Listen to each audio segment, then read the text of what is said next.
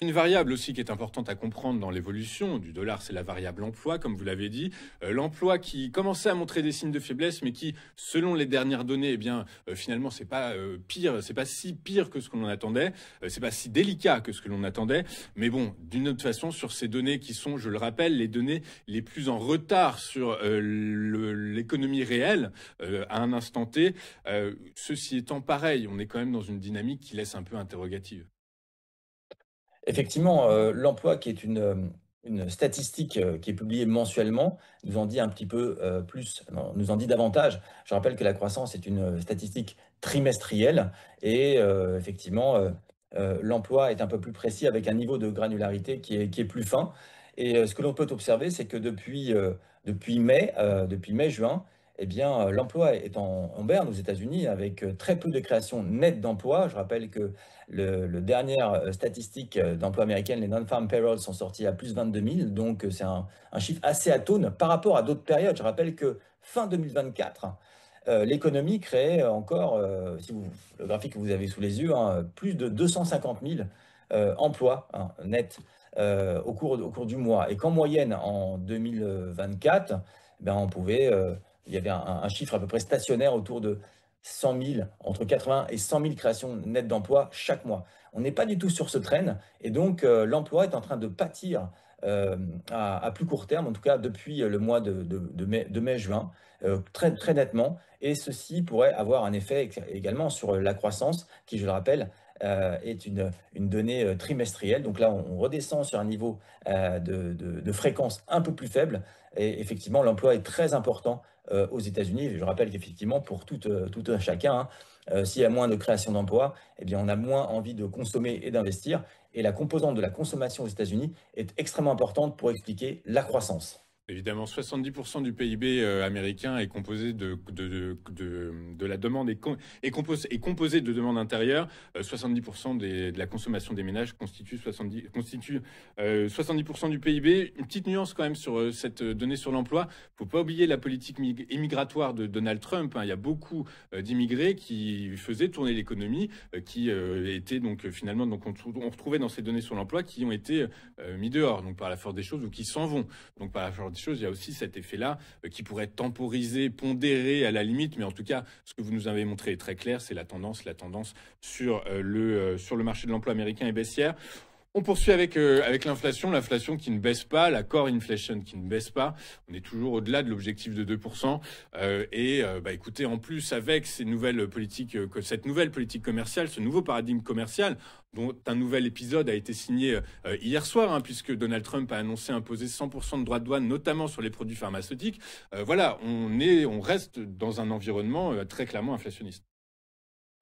Effectivement, et la croissance, je dirais en temps réel, celle que l'on observe, qui gravite autour de 3%, que ce soit l'inflation dite de base, le core inflation qui corrige l'inflation des données très, très volatiles telles que l'alimentation et l'énergie. Mais plus important encore, pour savoir dans quel chemin en fait l'économie adopte outre-Atlantique, c'est l'inflation anticipée. Et effectivement, le graphique que vous avez sous les yeux représente l'inflation anticipée aux États-Unis. Et là, on est bien loin des 3% que l'on observe, donc je dirais en temps réel, hein. Selon les enquêtes, donc on anticipe une inflation au-delà de 6%, en tout cas au cours de 2025, et ce qui est un niveau extrême et qu'on n'a pas vu depuis les années 80, années qui étaient extrêmement inflationnistes aux États-Unis. Donc, ça signifie quoi? Eh bien, l'inflation, c'est une perte de pouvoir d'achat de la monnaie. Et quand une monnaie perd en capacité de pouvoir d'achat, eh bien, on se dirige vers d'autres monnaies qui, elles, conservent de la valeur. Et donc, c'est une fuite du dollar. Ouais, c'est une fuite de l'art, c'est très instructif votre graphique. Effectivement, une cible à 6%, on est autour de 3 là actuellement. On parlait de quoi? De la core inflation. On a parlé de quel indice du coup par la force des choses? On était sur le CPI, sur Alors, le PCE et sur le core ou sur le global du coup? la semaine dernière, au cours des dernières émissions, effectivement, j'avais tendance, enfin, non pas du tout, j'avais tendance, je montrais l'inflation réalisée, hein, donc l'inflation, euh, le panier de la ménagère que l'on observe, hein, l'inflation de la dernière période observée, par exemple, l'inflation qui a été publiée début septembre pour le mois d'août. C'est ça qu'on avait vu lors de nos dernières interventions sur les plateaux. On avait vu que l'inflation corrigée des produits volatiles tournait autour de 3%, et l'inflation observée, sans autre forme de correction, tournait autour de 2,8, 2,9%. Donc bien au-delà de la cible d'inflation de la Banque centrale américaine qui s'élève à 2%. Et là, ce que je vous propose d'observer, c'est non pas l'inflation que l'on a observée au cours des prochains mois, mais l'inflation anticipée au cours d'enquête par ceux qui sont interrogés dans une enquête. Et cette inflation anticipée est deux fois celle que l'on observe au cours des derniers mois. Voilà, c'était mon propos. Effectivement, pour les principaux participants à l'économie, donc les consommateurs et les entrepreneurs, eux, s'interrogent davantage sur l'inflation anticipée que celle qui vient de passer, pour prendre effectivement des décisions d'investissement et de consommation. Ok, très clair. Et tout ceci, inévitablement un impact sur l'évolution du marché obligataire souverain, les taux souverains américains qui, là, se détendent un peu, mais en réalité, voilà, ils ont été mis sous pression. Le marché obligataire américain a été mis sous pression ces dernières semaines. C'est la résultante de ce que vous venez de nous expliquer, en fait.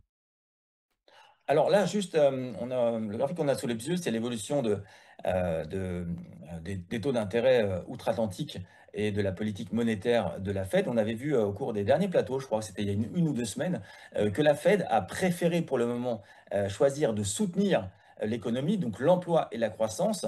Et je rappelle qu'elle a un mandat dual qui consiste d'une part, à contraindre l'inflation à graviter autour de 2%, et d'autre part, soutenir l'économie et la croissance. Et pour le moment, semble-t-il, son choix, qui est un choix draconien, puisque l'inflation progresse et la croissance stagne ou diminue, et l'emploi est assez atone, donc on est dans une situation de stagflation, eh bien, la Banque centrale aurait choisi pour le moment de soutenir la croissance et l'emploi. Alors évidemment, quand les taux d'intérêt diminuent, cela rend également moins attractif la devise, en l'occurrence le dollar. Je rappelle que le propos au départ consiste à expliciter pourquoi le dollar diminue et le dollar index donc se déprécie, donc le dollar contre un panier de devises. Donc effectivement, les taux d'intérêt outre-Atlantique, notamment les taux d'intérêt de la Banque centrale, le rendement du dollar, lui, diminue, rendant donc moins attractif le dollar par rapport aux autres grandes devises.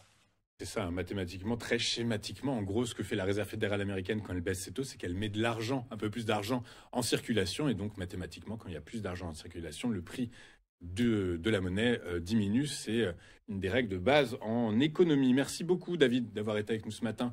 David Furcage, vous êtes CEO de iWave Capital. Et puis, écoutez, même si j'ai failli passer à côté de vous, eh bien, en tout cas, vous avez été bien là et je vous en remercie beaucoup parce que c'est toujours très instructif ce que vous me dites.